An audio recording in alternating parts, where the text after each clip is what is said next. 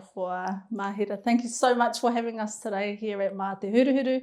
I'm so excited, actually. I've been really looking forward to this kōrero all week, and actually really keen to just share a bit more about not only just you and the million things that you do, but really excited to hear a bit more about like your housing journey, the path that you've taken, and actually some of the mahi that you're doing with the young people, and how you're trying to transform, not only the life that you're wanting to achieve for them, but how they can, I guess, exercise their own rangatiratanga. I guess perhaps we could start where you're from, and then tell us a bit about Mā Te Huruhuru. Absolutely. Firstly, I just want to say I'm so excited to be here with you today, Jackie, and thank you very much for this opportunity to have this uiuinga. Ko wai au, ko mahira mai he tōku ingoa, he uri tēnei no Ngāpuhi, Ngāti Whātua Te Raroa Hoki, and I'm very fortunate and blessed to be the founder and CEO of Mā Te Huruhuru. Mā Te Huruhuru is a whānau, and we just happen to be a registered entity. And the reason why we are a whānau is because growing up, that was really what we didn't have a lot of. And so wanting to change the future for my children and for the many other children out there who needed whānau and a sense of belonging, I created Mā Te Huruhuru. When I say that we didn't have that whānau when we were growing up, what I mean is that we were disconnected. So as part of the Urban Drift movement, our parents and our grandparents moved to Tāmaki, and we were disconnected from Kaikohe, from Otamatea, where we come from. My dad was raised in gangs, and so that was our whānau, that was our culture. We saw a lot of family violence, a lot of domestic violence, mum's head being put through the walls, a lot of blood, and we saw police officers and sirens were just such a normal thing for us. It was music. And I got really desensitized. So I remember a time when dad was beating on mum and my sister was screaming. She's like, are you going to do anything? Like, you're just sitting there playing knucklebones. And I remember looking at my mum and dad and then looked back down at the knucklebones, and I said to her, they're just going to get back together tomorrow, And so it was becoming normal that was what relationships look like. It's not normal. It's absolutely not normal. So with all of that lived experience, we were put in care, we were put in many different rehabs, we lived in Odyssey House, we lived in St. De Paul House as well, we were taken to many different whānau, Women's Refuge many times, and that's just not what I wanted. So all my life I'd been just an overachiever. I'd been, looking for validation and looking for a place to belong. And I was always, at school, I was always the straight A student and the teacher's pet, and just wanted to do the most always. Come back with the certificates to my dad and just be like, Dad, look, I won this award. And he'd be so happy. And when I saw his smile, that was like just everything to me. And those were transferable. I didn't know at the time, but so that's throughout all of my mahi. I'm just always doing that. Mā Te Huruhuru, we're a youth organisation. Sorry, got there in the end. We're a youth organisation based in Manukau, led by me. We've got 8 staff.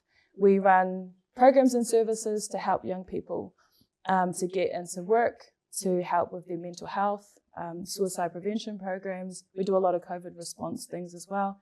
And we're very shortly moving into youth housing. We will be the first ever in the history of Aotearoa youth housing, kaupapa Māori youth housing project. And so before we talk about the housing component, could you tell us about the kind of vision and the ethos and the āhua of Mā Te Huru and the kupu in terms of, that being the foundation of the way in which you and your kaimahi work today? Yeah, Mā Te Huruhuru Karere Te Manu, when I was thinking about the name of what I was going to call my entity, that really stood out to me. I could just see a bird sitting on a po, and that the bird would slowly start to grow, and it'll grow, further develop their skills and culture and social skills and education. And as it started to grow, it was able to fly out, and it was able to be independent. It was rooted with a sense of belonging, as I talk about, just knowing where they come from and then where they're going to go to. So Mā Te Huruhuru Karere Te Manu, with the dawn feathers, the bird will fly. The bird is the taitamariki, the young person, and the feathers are all of the social, cultural and educational skills that they need, that they can fly out to be independent members of their whānau, their hapu and their iwi. And that's really that's really the ethos behind it. Yeah, I really love that. And I feel like that is such a strong foundation in terms of the way in which you work and the people that you serve. And even the icon, right, of the feather and the colors and the way in which it is embodied. So it's more than just, right, a logo, but a huge part of the identity of Mā Te Huru Huru. And probably, just critical and fundamental to the way in which you work and thinking that way. And you've spoken a bit about like your journey, and how many houses do you think you've stayed in so far? My dad, as I said, he didn't have education when he was younger, so he didn't make it past primary school. He didn't know how to stay anywhere for a long time. He was selling drugs, and so sometimes we'd be really rich, and sometimes we'd have the flash house and all the furniture, and then the next day he's lost it all. And now we've got repo companies coming in and taking away our beds and our couches, and we were back to living on milk crates and bread crates, and so. Yeah, I went to about 11 different primary schools just in primary in the space of that period. Wow. And that's because we were in and out of rehabs, we were in and out of women's refuge and care. And so, and that's really quite transient, and I wasn't ever able to settle anywhere. It's these stories though we don't hear of every single day around the lived realities of how severe this housing crisis is, not only today, but for many years, and even more so for Māori. And I know you've raised this issue around 11 primary schools, transiency, but really trying to highlight how critical a home is for whānau, and how that can just, even though it's one part, right, and I know you'll speak to the many things. What are some of the key lessons that you've learned so far just from those experiences, and why it's so fundamental? How is it so fundamental to the transformation of working with the rangatahi that you are working with today? Yeah, that's a great question. The biggest thing that I've learned is that a home is where your heart is, and a home is where your family are. And even though we didn't have a house, and sometimes the van was our house, our parents were there and our siblings were there, and love was there, and so that was home for us. And it wasn't in Maunirewa, it wasn't in Kaikohe, it wasn't in Papakura, it wasn't in Otara, it was just wherever my family were.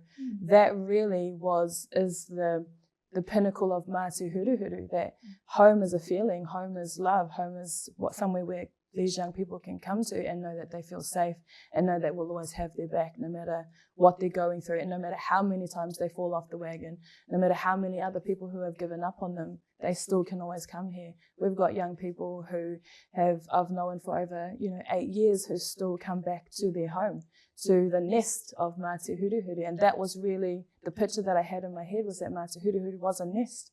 And there were all these birds that were going out, but they can come back anytime that they want to. They're not all the same birds. They're not going to need all the same answer. I don't think that there's one answer, for this. But if we can continue just to be patient and understand and lead with love and peace and kindness, we will get there. And healing is a big part of that journey too.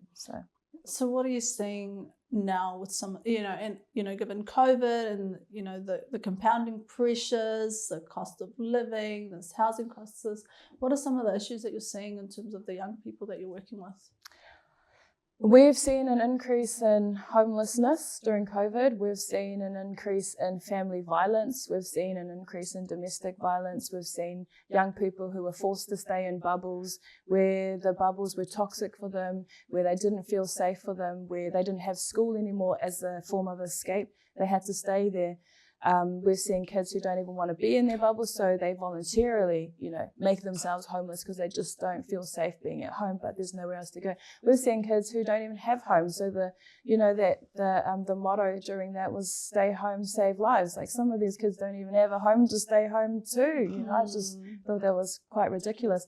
So what we ended up doing was buying mattresses, and then at Mā Te Huru Huru, we were housing these young people. We'd bring Oranga Tamariki. Most of them were in care. Actually, all of them were in care.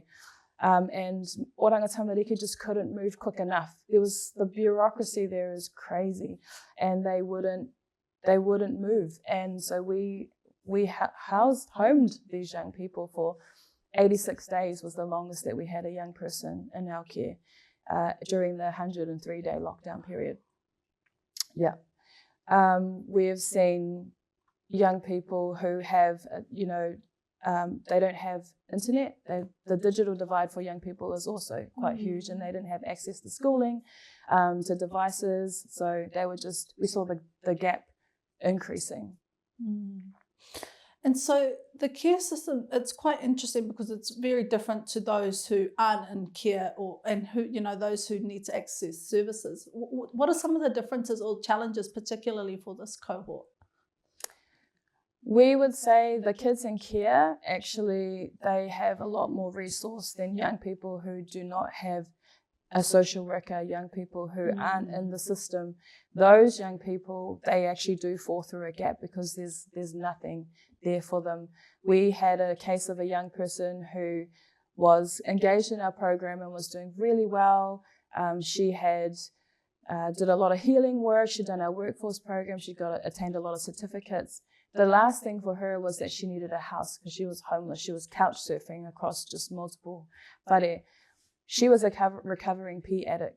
And when we put her into emergency housing, we thought, yes, we're doing a great thing for her. This is the last thing to tick off, just a home for her.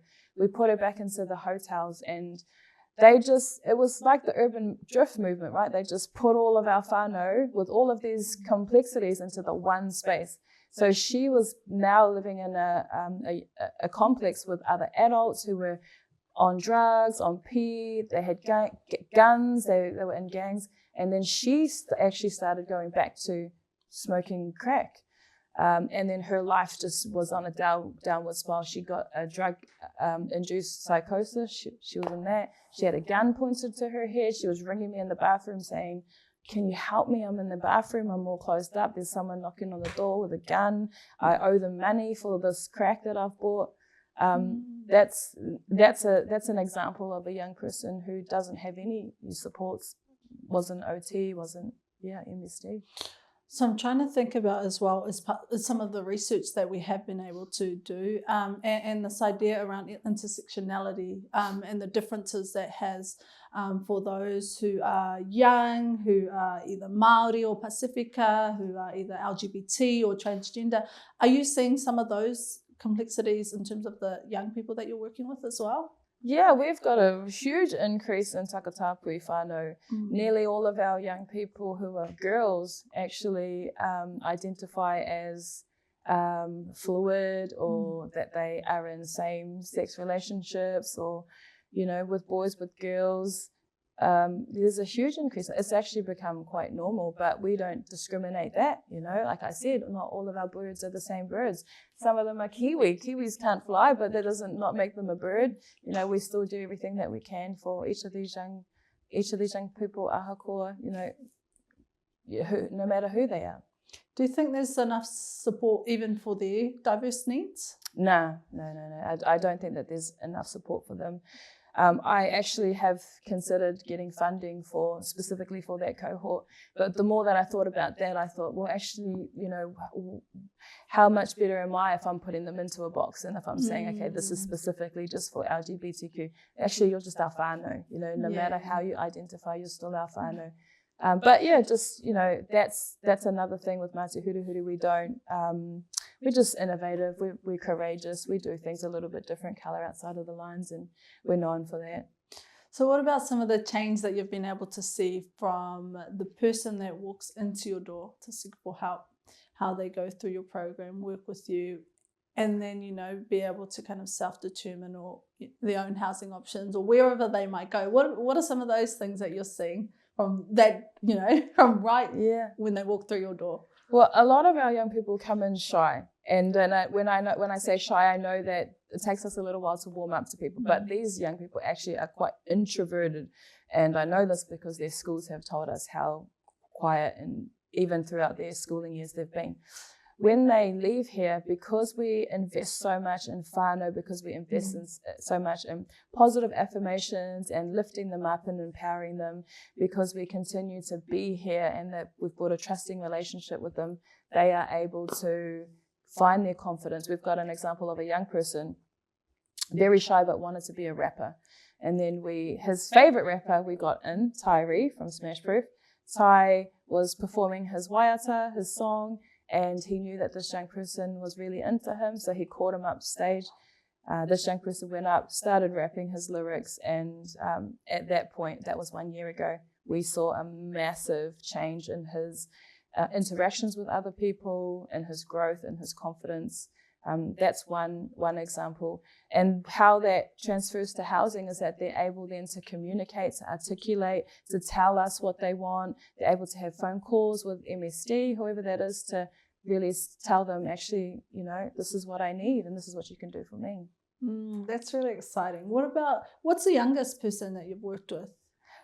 Our youngest person that we've worked with was 12 years old, and she was in care. She'd been out of school for 2 years, and they weren't able to get her back into there. But we designed a custom program for her where she was able to create clothing, and she called her clothing Eke Ki Te Rangi. She used glow-in-the-dark font. She produced a few units of jumpers and T-shirts, and then she sold them to her whānau and friends, and she was starting to make money. So from the age of 12 years old, she was becoming an entrepreneur. And part of that was that she had to give 10% to a charity. She chose Salvation Army to give her 10% profit toward because they were an organization who helped them while they were hungry and in times of need. Do you want to talk a bit about the cafe and your housing journey and how that transformed to the business it is today? Well, because we were so transient growing up, I always knew one day I'm going to buy a house. And when I was 24, first person ever in my whānau to buy a house. And I always thought that was impossible because I'm Māori. Māori don't buy homes. That was just my personal whakaaro. And it was quite easy, actually. All I had to do was to get a mortgage broker. And then he told me, okay, clear this debt, save this much money, use your KiwiSaver, and you'll be able to buy this house. And I did, and I paid it, 100%. I was the owner of it, sole owner of it. Growing up, actually, my mum, she used to sign us up before we were 18 to different HPs. So all of my siblings actually have bad credit from the jump. And that wasn't even because of us. It was because our mum was pawning, things so that she could get her hit. So we started on the back bench. But I was able to buy that house. And then when we had an opportunity to buy the cafe, I thought, oh my gosh, I'm going to sell the house. So I sold my house, and that's how I was able to put some money into Mātia Huruhuru. I fully believed in this, and I was going to do everything that I could to get this off the ground. And then I bought the cafe, which me and my sister now co-own. We're breaking even at this point, and it's a bit scary because I don't really know. Actually, I don't even cook. I can't cook, which is quite interesting. Not yet. Don't get me to cook for you, but I can manage a business, and I can do the mean clean. I can wash dishes, and so a couple of years we'll see how that goes, and I hope I made the right choice, but which I have full faith that I did. So I just quickly, before we talk about the cafe, I want to talk a bit about where did you buy the house? Why did you buy it there of all places? And then what were some of the challenges? Like, did you even know how to buy a house? Because it's quite common, right? Yeah. For us young people who don't know how to buy a house. Could you just talk a little bit about that and why you chose that location? Sure. Well, my dad died, and when he died, I said, let's just keep him in Auckland. But that was very selfish of me to think that. My dad said, if you take me home, it'll open the gates for you to come back. Because I told you we're urban, right? So raised in Tamaki, never been to my home before, ever. So he died, and I made the decision. I made the decision for my family that we'd honour that and go back to his home. We took him home to Kaikohe, and that really was the beginning. He's been passed away for 11 years now. That was the beginning of my journey to reconnect, and actually so many good things have come out of that. And that's why I chose to buy a house in Kaikohe. I was living there. I was working with Oranga Tamariki in Kaikohe and Whangarei. And then, I bought the house through a scheme called Housing Foundation. And it was the second actually project ever. So this is quite a while ago. And was it hard? I just didn't know what to do. All I knew was that I wanted that house. This lady walked into Oranga Tamariki and she said, hey, I'm looking for someone to buy these houses. Who's interested? And I was like, I got enough money, but I'll give it a go. And then I ended up, I had saved up $60,000 into my KiwiSaver. So a big chunk of the deposit was already saved in KiwiSaver. So I'm a bit of an advocate for that. Wow, that's crazy. Because you've spoken about living in all these different places, you know, motels, a van, you bought your house. Where are you now? Now I'm living on the floor at my sister's house because and that's what we do. We go back to whānau. My sister's going through a bit of a time at the moment, and so I left my apartment in Manukau, and now I'm looking after her and her kids. That's not going to be for long, but you do what you got to do because whānau first, and eventually, you know, when she gets stronger and I'm able to, you know, leave her. I'll be getting my own house again in Tamaki. So you have Mā Te Huru, you have Mahi and Co. I do. How did He Pāpiringa come about? He Pāpiringa was a miracle, it was a blessing, it was always meant to be. Our landlord here at Mā Te Huru, he heard my story. He's Fijian, so he's a Pacifica. And when I told him my story, he was like, oh, you know, I get it because we had no power, we had no house. And his story really just made mine feel like, oh, okay, you know, I'll stop talking now. So he comes from that place, you know, and but he's a millionaire now, and he's was able to give us the opportunity. He said, hey, I love your story so much. I love your why. I love your purpose. I've got this housing complex. Do you want it? That's basically how it happened. And I was like, do I want it? Oh my gosh, I'm going to get it. So he's like, just think about what you want to do with it. I already knew what I wanted to do with it. You know, our young people were thriving here when they were part of our whānau and our workforce program. But at the end of the day, they had to go home, and their homes were still toxic, as I was saying. Their homes weren't conducive of the learning and the teachings that we had here. So their parents were still on P, their parents were still drinking alcohol, and they're allowed to do it while they're there. So what we thought was, if we had housing for these young people, we truly would be able to smash out and stomp out the cycle that we continue to live in. So breaking intergenerational cycles and chains. That's what I was thinking in my head because of with this housing project. So He Pāpiringa is a place of salvation for these young people. It's going to be a 52-week program for Māori between the ages of 17 and 21 who are experiencing housing insecurities or homelessness.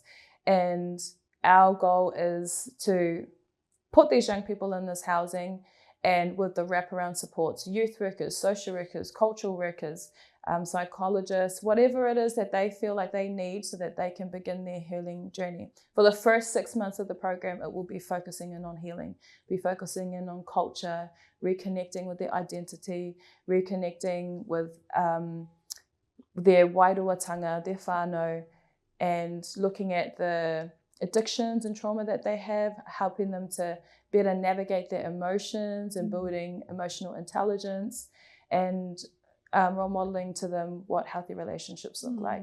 So that's the first 6 months, and then after that, the second 6 months will be transitioning them out into society again, transitioning them out into community with skills, with work readiness skills, because we already run those programs, and helping them to gain independence so that they're not just reliant or codependent on Mā Te Huru, but they can gain their own skills and then they can fly off. So I really love this kaupapa, but I'm really keen to hear about the challenges, actually, because this is not the norm, right? It's not the norm. It's not, well, this program is targeted, but standard kind of approaches here in Aotearoa, blanket, essentially. They design a lot of things where, okay, it's one model, everybody get in this box, that's how it is. Yeah. What are the challenges that you've been going through in terms of thinking about this idea of transitional housing, becoming a provider? What are some of those challenges? Well, firstly, there was no pathway for me. So to become a Māori youth housing provider, there's no one person who can tell me how to do that. We had to go in blindfolded, and we had to go in alone. And so it took 12 months for us to get to this point, which in the context of everything isn't actually a long time. It's quite short because we were relentless. But for the first 6 months, for example, we didn't speak to a human. We were speaking to automated emails, and we were trying to get our MSD accreditation, and nobody was messaging us back. By month 6, we were able to meet with Marama Davidson, who's the Associate Minister for Housing. She really was the the catalyst for change for us. And the reason why we met Marama was because we're part of a collective called Manaaki Rangatahi, which is led by Bianca Johansson and named by, of course, your beautiful self, Jackie.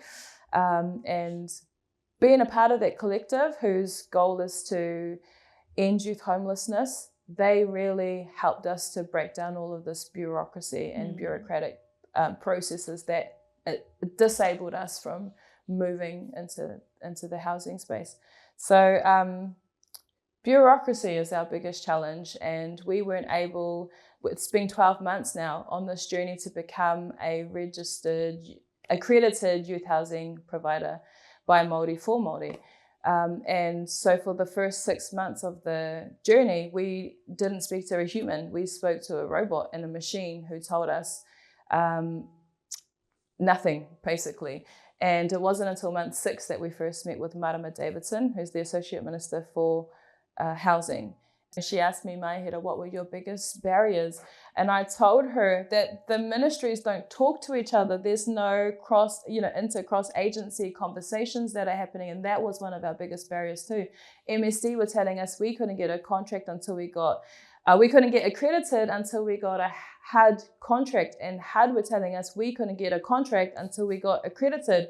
So both of these ministries weren't talking to each other, and they were making it difficult for us. And I have email evidence of them both negating each other. Okay, so we've got a lot of these systemic issues, challenges that not only you face as an organisation, and we think about the issues actually that these young people and the urgency. And I'm just recalling we spoke about that there's no pathway.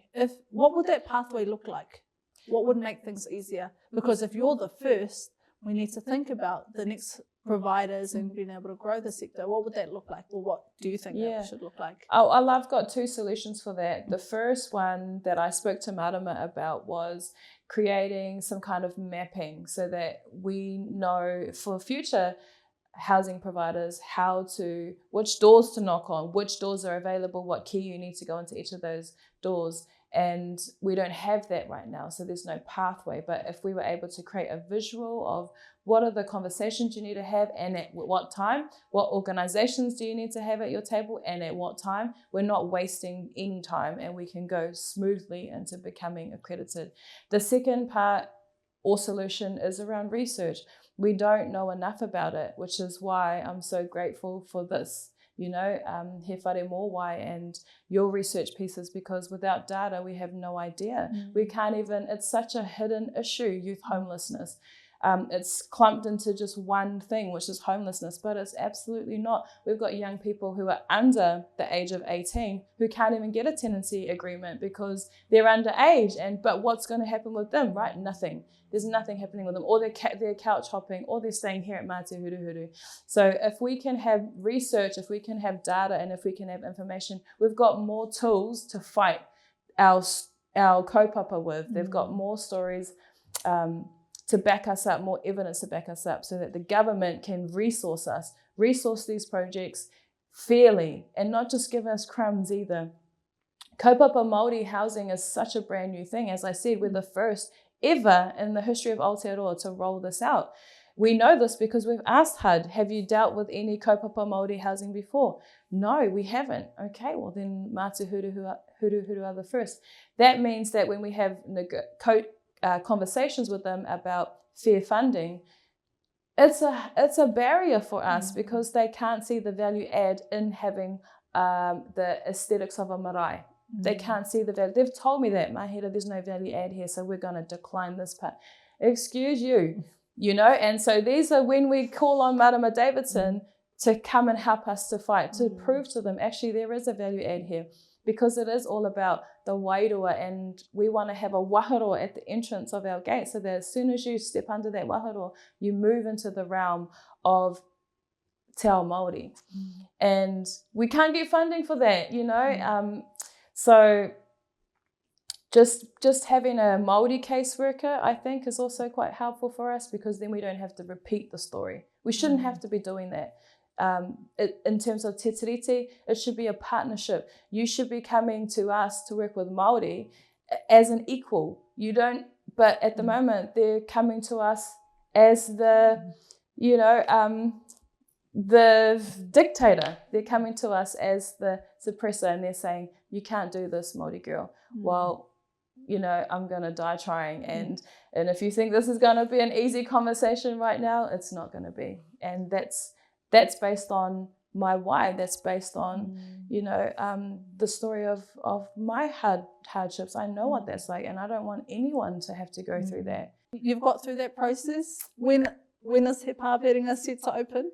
We're set to launch on October. Oh, that's really exciting. And so how many will you be able to home? We've got 10 units, and each unit has 2 bedrooms. So one of the units will be used as a staff hub, and then we've got the remaining 9 that are open. We've got 18 beds available to house young Māori. Oh, that's really exciting. I'm looking forward to finally visiting after hearing about it for so long. So we've spoken about Mā Te Huruhuru and the young people that you work with being able to go through He Pāperinga. Where will they go to next after that place? Where do you envision? We envision them to transition into independence. We don't want them hopping between us and another agency. We want to be well-resourced so that we can put everything into these young people as possible, so that they don't have to keep moving across the agencies. We want them to transition into whānau, hapu, or iwi, all with themselves. We will continue to provide pastoral care, wraparound services for them when they've moved out. But ideally, what we don't want is just to see a continued cycle. We want to really focus in on that healing, on the emotional intelligence, on the work readiness. We want to equip them with all of the skills that they need, so that they can be the master of their own craft. They can have autonomy over their own lives, but also that they have charity in their hearts, and that they can continue to give back to their marae, to their hapu, to their whānau. They can continue to think about other people as well, because we are a Māori people. We are a collective group. We don't work in isolation. We're not individualists, and we don't think individually. So we want them to continue to feel like that, and that remember that home is where your heart is, and your home can be anywhere that you choose it to be, as long as you can carry that on. So many things on your to-do list for the next several years. Yeah. I really love you speaking about where you've been, where you are, the different threads that have, come to fruition as a result of not only you and your dream and your vision, but Mā Te Huruhuru as a collective. What's the change that you want to see for a young person? I want to see mana motuhake for all of our young people. I want them to live in a New Zealand and an Aotearoa that belongs to them. I want them to see their language being normalized. I want them to believe in their culture. I want them to know that they are very special and that they're a chosen people. I want them to be happy and to be thriving. I want them to have healthy and positive ways of thinking. I want them to express love and kindness, and I want them to just really enjoy their lives. I want them to find a purpose and to live in that purpose, and to do well, and to make sure that the breaths that they take while they're alive on this earth, that they're doing something positive that they can give back to their whānau and to be absolutely proud of. Ngā mihi iho. I always say this to you all the time, but I always feel aroha when I am not only in your presence, but when I hear your kōrero. I'm always inspired by you and your determination and your drive and the support around you as well. And I hope that together, we can change and transform the lives of many. So just really want to say thank you so much for joining us on He Whare Mō today, and really excited to head out and check out He Pāperinga. Kia ora. We hope you enjoyed that episode. Just a disclaimer from us. We are no housing experts. However, we are passionate about supporting rangatahi to secure safe, adequate and healthy homes.